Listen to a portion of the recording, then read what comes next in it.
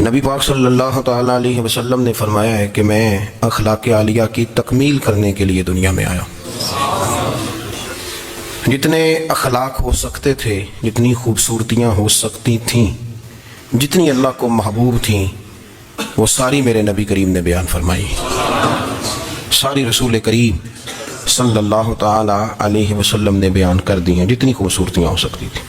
کچھ لوگ ایسے ہوتے ہیں جو بیچارے بائی نیچر ہی کچھ پریشانیوں کا شکار ہوتے ہیں، اور قرآن مجید نے جو ارشاد فرمایا نا کہ کچھ لوگ نفس کی خواہش کو اپنا خدا بنا لیتے ہیں، تو وہ بلا وجہ بھی بہت ساری باتیں کرتے ہیں جن کا کوئی وجود نہیں ہوتا.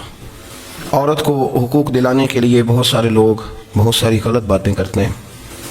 جو لوگ یہاں سے کسی کو لے جاتے تھے نا دبئی دھوکہ دے کے، اور لے جاتے تھے یورپ میں، عرب ممالک میں دھوکہ دے کے لے جاتے تھے، تو وہ بھی کوئی خواب ہی تو دکھاتے تھے کہ اتنے لاکھ تنخواہ ہوگی، اتنا کچھ ہوگا. وہاں جا کے پتہ چلتا تھا کہ جیب سے بھی دینے پڑیں گے کچھ. بہت سارے لوگ ایسے ہوتے ہیں وہ سارے خوبصورتی کے نام پر ہی دھوکہ دیتے ہیں. آپ کو پتہ ہے کہ جو آدمی کسی کو لالچ دیتا ہے تو کسی کو لوٹنے کے لیے اسے لالچ دینا بڑا ضروری ہوتا ہے. لوگ پہلے لالچ دیتے ہیں پھر لوٹتے ہیں. پہلے مکمل لالچ دیتے ہیں، یہ چیز مل جائے گی، یہ چیز مل جائے گی. لوگ مکمل لالچ دیتے ہیں، اس کے بعد پھر لوٹتے ہیں. اور اگر لالچ نہ دیں تو کوئی آدمی قابو آئے گا؟ لوگ لوٹتے ہیں لالچ دے کر. اچھا، اب وہ جو جس کو لالچ دیا جا رہا ہوتا ہے وہ کہہ رہا ہوتا ہے کہ نہیں تمہیں نہیں پتا، وہ اس وقت ماننے کو تیار نہیں ہوتا. وہ کہتا ہے اتنی خوبصورت باتیں کر رہا ہے، اتنی اچھے پیغام دے رہا ہے، تم میرے دشمن ہو، تم مجھے منع کر رہے ہو. ہوش تب آتی ہے کہ جب سب کچھ لوٹ جاتا ہے. عورت کو ویسے بھی قابو کرنا بڑا آسان ہوتا ہے. اعلیٰ حضرت بریلوی رحمۃ اللہ علیہ فرماتے ہیں بیٹیاں نازک شیشیاں ہوتی ہیں، ان کو تو ذرا سی چوٹ لگے تو ٹوٹ جاتی. دیکھیں کتنا بڑا جملہ کہا بریلی کے امام نے، نازک شیشیاں. ذرا کوئی آدمی گمراہ کرتا ہے، ذرا خراب کرتا ہے. اب دیکھیں نا، جو بچیوں کو بچے مس گائیڈ کرتے ہیں، انہیں بڑے بڑے خواب دکھاتے ہیں، وہ بیچاری ماں باپ کو چھوڑ کے، بہن بھائی کو چھوڑ کے اس کے ساتھ شادی کرتی ہے. پھر جو اس کا بعد میں حشر ہوتا ہے، آپ ادلیاں نو سردار پہن تکے تے شرما والیاں نو جھوٹے ڈولیاں دے. پھر وہ بیچاری ماں باپ رکھتے نہیں، وہ ظلم کرتا ہے، تو کتنی بڑی تکلیف میں وہ بچی آ جاتی. نازک شیشی ہوتی ہے نا تو ٹوٹ جاتی. یہی حال اب جدید خواتین اور یہ جو کچھ اینکر پرسن ہیں، یہ اصل میں نا یہ آپ کو سیاست سکھاتے ہیں، لیکن یہ مادر پیدر آزاد لوگ ہیں، بالکل آزاد. یہ تو علماء شور نہ کریں، بات نہ کریں، گفتگو نہ کریں، مشائخ بات نہ کریں، اور یہ جو کچھ سنجیدہ اور دینی طبقہ ہے یہ کوئی شور نہ کرے، یہ تو روڈوں پہ ننگے ہو کے آ جائیں معاذ اللہ. خوفناک نظریہ رکھتے ہیں یہ لوگ. عورت کو کہتے ہیں تیرے حقوق ہم تجھے لے کے دیں گے. مثلاً وہ کون سا حق ہے جو تم نے لے کے دینا ہے؟ میرے نبی کریم صلی اللہ علیہ وسلم اس کو بیٹی بھی بنایا ہے، اس کو بہن بھی بنایا ہے، اس کو ماں بھی بنایا ہے، اسے بیوی کا عالی شان رتبہ بھی عطا فرمایا ہے. اور چونکہ بیٹی کا بھی حق بڑا بیان کیا جاتا ہے، بہن کا بھی، ماں کا بھی. اور بیوی کے معاملے میں لوگ سمجھتے ہیں کہ زیادہ بات نہیں کرنی چاہیے، شاید مسئلہ خراب ہو جائے. حالانکہ نبی پاک صلی اللہ تعالیٰ علیہ وسلم نے بیوی کے بارے میں پتہ کیا فرمایا؟ فرمایا جب تم نکاح کر لیتے ہو تو اپنا ایمان محفوظ کر لیتے ہو. اب میں اس کی شرح نہیں کرتا، آپ خود کر لیجئے گا کہ وہ ایک ایسی شخصیت ہوتی ہے کہ جس کی موجودگی میں آپ کا ایمان محفوظ ہے. اب میں نہیں سمجھتا کہ اس سے بڑی بات کوئی اور ہو سکتی ہے، جس کی موجودگی میں آپ کا ایمان. اور بھائی یہ حدیث پاک عرض کر رہا ہوں، نکاح جب کوئی کر لے تو اس نے اپنا ایمان مکمل کر لیا. اس کا معنی یہ ہوا کہ آپ کا ایمان محفوظ ہے اس کی موجودگی میں. تو اس سے زیادہ بھی، یعنی ایمان سب سے قیمتی چیز ہے نا، تو اس کے محفوظ ہونے کی وجہ حضور نے نکاح بیان کر دی. تو اب میرا خیال ہے بیوی اگر کوئی اس سے بڑا حقوق مانگے گی تو بیوقوفی کرے گی. اتنا بڑا درجہ نبی کریم نے اسے عطا کر دیا، اتنا بڑا مقام دے دیا کہ تو خاوند کے ایمان کے محفوظ ہونے کا ذریعہ بن گئی ہے. عورت کو جو حقوق رسول کریم صلی اللہ تعالیٰ علیہ وسلم نے عطا فرمائے، نبی پاک نے جو حقوق دیے. دیکھیں نا، حضرت عبداللہ ابن عمر رضی اللہ تعالیٰ عنہ کی اہلیہ بیمار تھی، تو جلدی سے وہ آئے. تو جب بہت جلدی ہو، سفر بڑا شدید تھا، تو آپ نے جلدی سے نماز ادا کی، جلدی سے چلے. آپ کے خادم کہنے لگے حضور خیریت ہے؟ فرمایا میری بیوی بیمار ہے. تو اس نے عرض کی حضور آپ کی اہلیہ بیمار ہے. تو آپ نے نماز بھی جلدی سے پڑھی، سفر بھی جلدی کیا.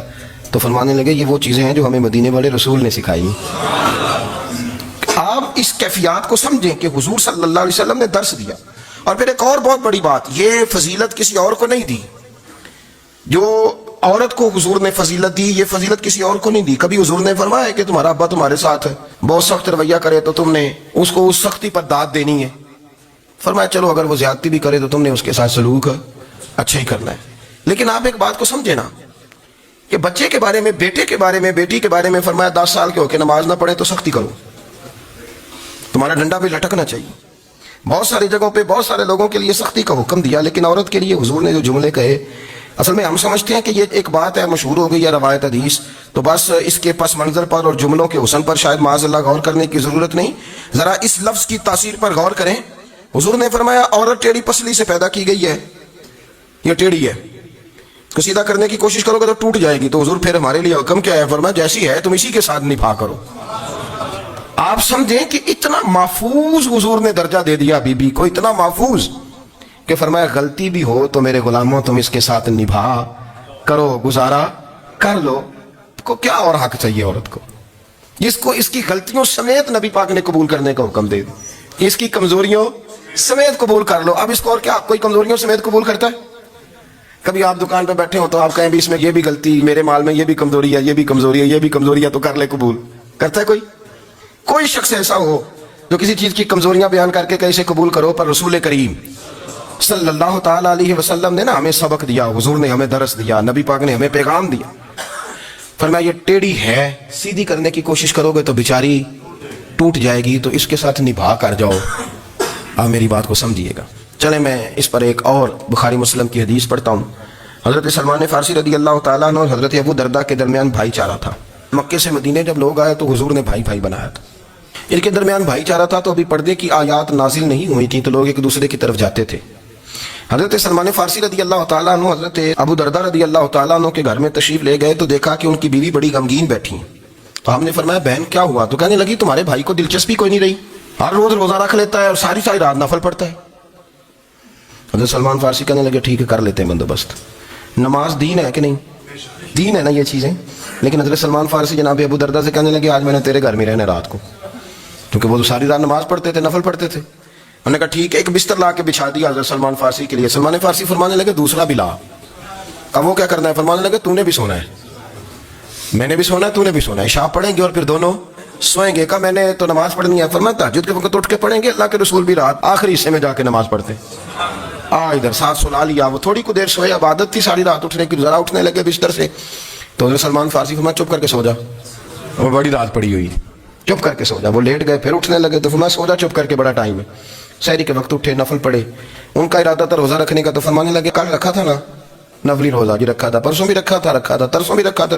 فرمایا آج نہیں رکھنا، آج میں تیرا مہمان ہوں، سارا دن کٹھے مل کے روٹیاں کھائیں گے، آج نہیں روزہ رکھنا. سلا دیا. اب حضرت ابو دردہ رضی اللہ تعالیٰ عنہ کیا تو کچھ نہ سکے، پر کہنے لگے سلمان تم پتہ تم کیا کر رہے ہو؟ نہ تم نے مجھے رات اٹھ کے زیادہ نفل پڑھنے دیے، سویرے روزہ نہیں رکھنے دیا. تو حضرت سلمان فارسی کہنے لگے کوئی لمبی بات تو نہیں نا، چلتے ہیں نا ابھی فجر میں مسجد نبی میں، تو نبی پاک کو بتاتے ہیں. سرکار دو عالم علیہ السلام کی خدمت میں تو اپنی بات کرنا، میں اپنی کروں گا. حضور نتیجے کا اعلان فرما دیں گے، بات طے ہو جائے گی. حاضر خدمت ہوئے، عرض کی یا رسول اللہ صلی اللہ تعالیٰ علیہ وسلم یہ ساری رات نفل پڑھتے ہیں، ہر روز روزہ رکھتے ہیں، ان کی اہلیہ غمگین بیٹھی ہیں، حکم فرمائے. تو نبی پاک صلی اللہ علیہ وسلم نے فرمایا پھر ہوا کیا؟ یا رسول اللہ میں نے رات سلایا ہے، سحری میں اٹھایا ہے، سویرے روزہ نہیں رکھنے دیا. نبی پاک نے فرمایا سلمان فارسی نے ٹھیک کیا، سلمان فارسی نے ٹھیک کیا. پھر حضور نے فرمایا، نبی کریم نے فرمایا ابو دردہ تیرے اوپر اگر اللہ کا حق ہے، اس کے رسول کا حق ہے، دین کا حق ہے، تو فرمایا تیری آنکھ کا بھی تیرے اوپر حق ہے، تیرے وجود کا بھی تیرے اوپر حق ہے. یہ حضور نے فرمایا تیرے بچوں کا بھی تیرے اوپر حق ہے، تیری بیوی کا بھی تیرے اوپر حق. اس حق کو بھی سمجھے. حقوق اللہ بھی ہیں، پر تیری آنکھ کا بھی تیرے اوپر. کیا مانا کہ تیری آنکھ سونا چاہتی ہے تو اسے سلا بھی، تیرے وجود کا بھی تیرے اوپر حق. تو تیرا وجود آرام کرنا چاہتا ہے تو اسے آرام بھی کرا. اور پھر وہاں نبی پاک صلی اللہ علیہ وسلم نے فرمایا میں تم سب سننا یہ لفظ حدیث کے، حضور نے اسی موقع پر فرمایا میں تم سب سے زیادہ اپنے رب کو جانتا ہوں اور میں تم سب سے بڑھ کر اپنے رب سے ڈرتا ہوں. حضور فرمانے لگے میں روزہ بھی رکھتا ہوں، افطار بھی کرتا ہوں، یعنی کبھی رکھتا ہوں اور کبھی نہیں رکھتا. فرمایا میں نفل بھی پڑھتا ہوں اور اپنی بیویوں کو وقت بھی دیتا ہوں. سرکار مسجد میں بھی آتے تھے، نواسوں کے ساتھ کھیلا بھی کرتے، ان کے ساتھ پیار بھی کرتے. تو اتنے بڑے حقوق حضور نے بیان فرمایا عورتوں کے کہ تمہاری بیوی کا بھی تمہارے اوپر. لو ایک حدیث بخاری کی اور یہاں بیان کر دیتا ہوں. ایک شخص نے آ کے عرض کی یا رسول اللہ صلی اللہ تعالی علیہ وسلم جہاد کے لیے تیاری ہو گئی ہے، صفیں بن رہی ہیں، مجاہدین کی تیاری ہے، تو میرا بھی نام لکھ دیا گیا ہے مجاہدوں کی لسٹ میں. لیکن یا رسول اللہ صلی اللہ تعالیٰ علیہ وسلم میری بیوی نے حج کی تیاری کر لی ہے اور میرے دوستوں نے صحابہ نے میرا نام مجاہدین کی لسٹ میں لکھ دیا، تو میرے لیے کیا حکم ہے؟ یہ بخاری مسلم ہے. تو نبی پاک صلی اللہ تعالیٰ علیہ وسلم نے فرمایا جہاد پہ کوئی اور چلا جائے گا تو بیوی کے ساتھ حج کرنے جا، اسے محرم کی ضرورت ہے، وہ تیرے بغیر کیسے جائے گی؟ مجاہدین کو تو اور مجاہد مل جائے گا پر تو اپنی بیوی کے ساتھ جانا. نبی پاک صلی اللہ علیہ وسلم نے مرد کو محافظ بنایا ہے، عورت کو مرد کا قیدی نہیں بنایا بلکہ عورت کو حفاظت عطا کی اور مرد کو اس کا محافظ بنایا. اب بچیاں آزاد ہونا چاہتی ہیں اور آزادی بھی وہ والی کہ جو بنیادی طور پر آزادی نہیں، فحاشی ہے. میں نے بہت پہلے کہا ہے کہ اسلام بیٹیوں کو قیمتی سمجھتا ہے. جس بندے کے پاس 20 تولے سونا ہو وہ چوک میں لے کے نہیں آتا، وہ قیمتی چیز ہے، اس نے چھپا کے رکھی ہوتی ہے. تو جو نبی پاک صلی اللہ علیہ وسلم کا کلمہ پڑھنے والے بیویاں، اسلام انہیں قیمتی سمجھتا ہے، کہتا ہے کہ تم قیمتی ہو لہذا گھر کے اندر رہو، تم باہر نہ ہو. لیکن عورتیں ہیں کہ ان کو بلا وجہ لوگ خراب کر دیتے ہیں اور بلا وجہ وہ اس مغالطے کا شکار ہو جاتی ہیں. اب آگے بڑھتے ہیں. قرآن مجید نے سورہ نور کی آیت نمبر 30 میں کہا کہ کل للمؤمنین یغضوا من ابصارہم، فرمایا کہ اے محبوب علیہ السلام مومن مردوں سے کہہ دو کہ اپنی نظریں جھکا کے رکھیں، اپنی نظریں. اور اگلی آیت میں فرمایا وَقُلْ لِلْمُؤْمِنَاتِ يَغْضُضْنَ مِنْ أَبْصَارِهِنَّ، فرمایا کہ اے محبوب مومن عورتوں سے بھی کہہ دو کہ اپنی نظریں جھکا. مرد بھی اپنی نظر جھکا کے رکھے گا عورت کی طرف، لیکن یہ ساری پابندی صرف مرد پر نہیں، عورت بھی غیر محرم کا چہرہ نہیں دیکھے گی، اس پر بھی اسی طرح نظر جھکانے کا حکم ہے. جس طرح کہ وہ ہر دکاندار کو بھائی جان کہہ کے گفتگو کرنے کی اس کو بھی اجازت نہیں ہے کہ وہ سمجھے کہ پابندی تو مرد نے کرنی تھی، میں نے تھوڑی کرنی تھی. وہ جس کے پاس جائے، جہاں بھی جائے، ڈاکٹر کے پاس جائے، باہر جائے، تو وہ جس طرح مرضی اس کا دل چاہے وہ بات چیت کرے، اس کی عورت کو بھی اجازت اسلام نہیں دیتا. بنیادی طور پہ اسلام شرم و حیا کا دین ہے، حیا کی بات کرتا ہے. حیا کی جب ہم تعریف کرتے ہیں تو حیا کی تعریف یہ ہے کہ کوئی کبھی چیز دیکھ کے نا تو آپ کی طبیعت میں کراہت محسوس ہو، آپ کوئی غلط جملہ منہ سے نکالتے ہوئے ذرا جھجکیں، آپ کوئی غلط بات کرتے ہوئے تھوڑا بوجھ محسوس کریں.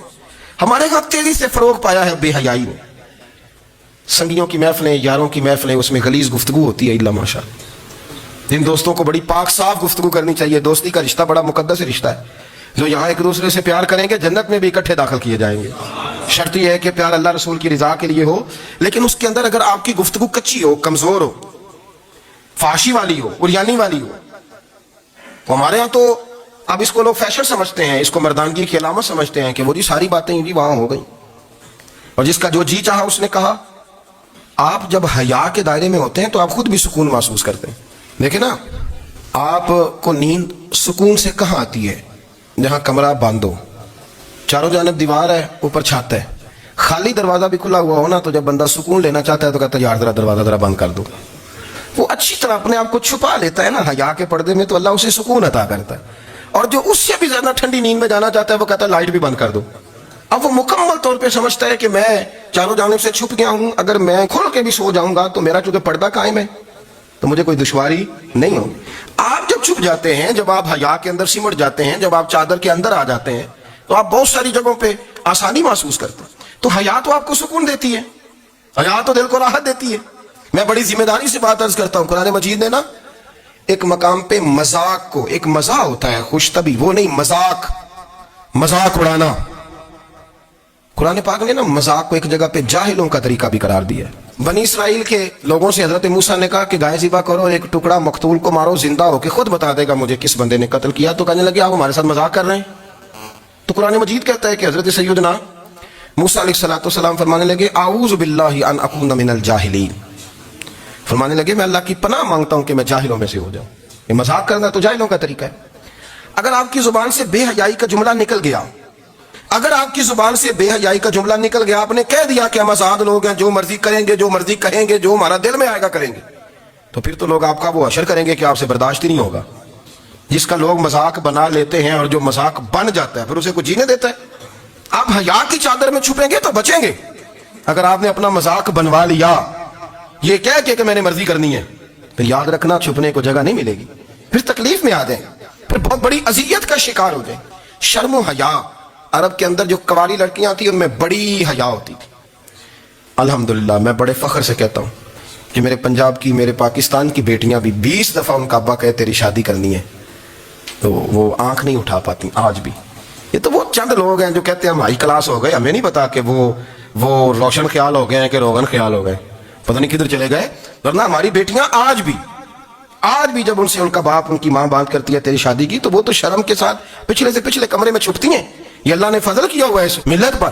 تو عرب کی لڑکی بڑی حیا والی ہوتی تھی, اس سے کوئی بات کرنی پڑتی تھی تو 20 دفعہ بات کی جاتی, پھر بھی وہ عورت چھپتی پھرتی تھی.